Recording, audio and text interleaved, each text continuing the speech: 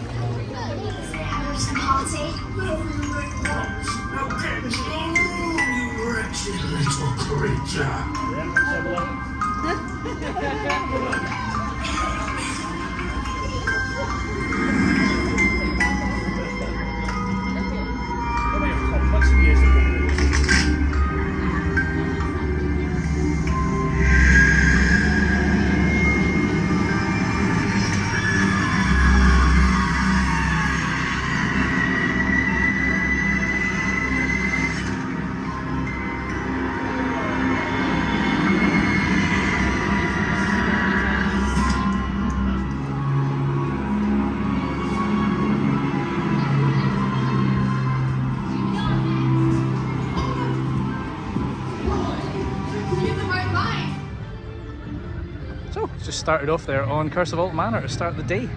That was pretty good. It's still a haunted house, it's still a dark ride. It's clear there's still some stuff they're working on because there's several sections in there where nothing happens, you're just in pitch black. So I suspect that they've still got some stuff to finish off that they haven't quite done yet. But it was good. Some good effects in there. What I would say is, when you do go on the ride, there's a bit where you go past the mirrors. Take a look in the mirror. That's all I'm going to say. But yeah, it was really good. Actors outside, nicely themed queue. And now I think we're now heading over towards Galactica Blade, Punk and Fly, and take a look at what's up with Nemesis.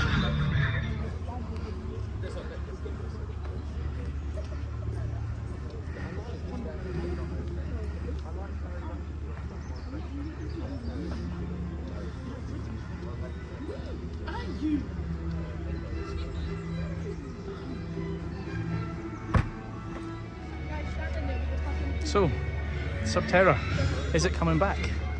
They've done a lot of work to it. They've put the new queue in. There's been people inside. They've got staff standing outside right now. There's a new platform up here, wherever that is.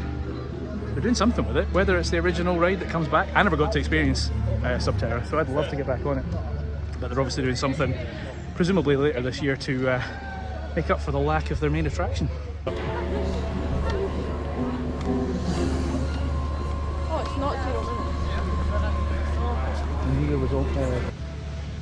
So, Nemesis. It's really quiet down here without it. It's kind of weird.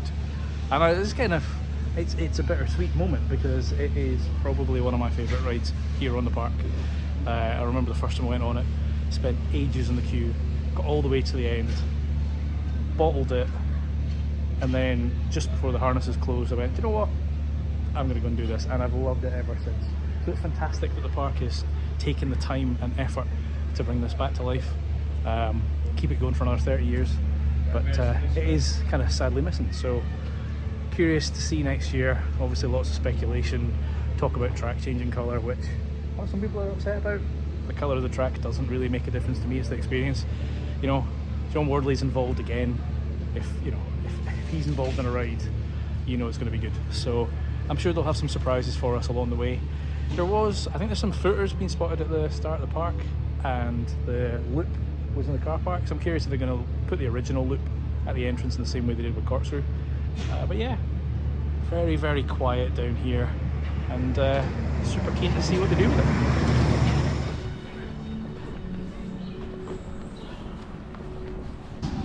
So we did Funk and Fly. Tried to get on Blade, and as soon as we got to the front of the queue, the ride shop, standard. Came over and just did this. Believe it or not, for all the times I've come to Alton Towers, I have never done the Smiler. I didn't do it before the accident, and that kind of put me off. 14 inversions, that vertical lift hill. But we did Sick, so I've done the 10 inversions. We did Rip Ride Rocket in America, so we've done the vertical lift hill. Actually, it was alright. As bad as I thought it was going to be, a bit rough. But just wanted to add to the list. And then we just went over to the Retro Squad. Did the one that was here before, which I can't remember the name. The new one's got a massive queue, so wasn't up for that one. Now we're going to go grab some lunch. Right, where were we? I was sitting here, you were looking there, I was down here, you was touching me here. Right, shall we?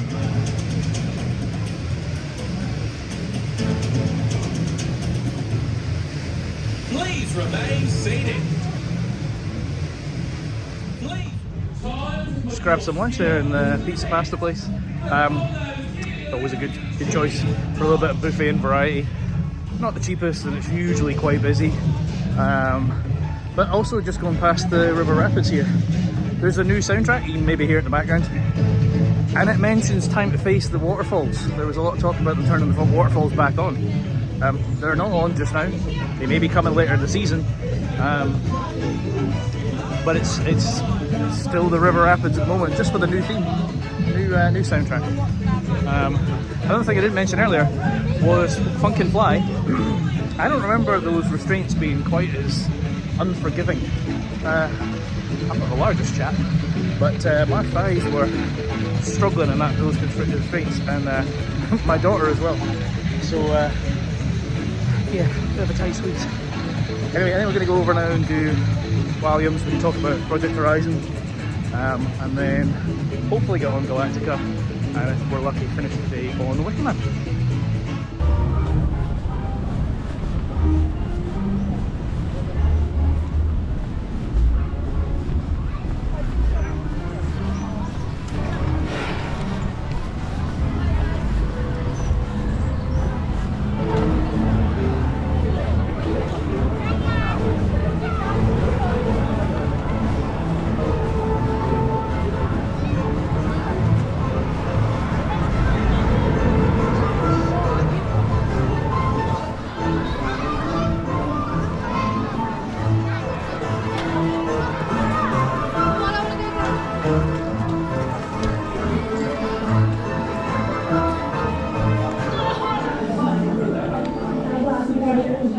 So, just done Gangster Granny there. Nice little family ride. Lots of effects in there. It's pretty cool. But I wanted to talk about this area behind me because they've got permission for Project Horizon. So there's speculation that it's going to be an indoor coaster. It's definitely a building with a ride inside it. John Wardley's kind of confirmed it's SW9, but we don't know anything else about that. So it'll be interesting to see. I'm also curious about this guy. Edinburgh Dungeons? No, that's near where I live. The dungeons, I never really thought that fit into this park. I don't think it's ever that busy, and it's an upcharge. Obviously it used to be Charlie and Chocolate Factory and something before that, before my time. So I'd be curious to see if they keep that, retheme that to match in with the new ride, etc. But I think we're going to try and get on Galactica and then finish the day with Wicker Man.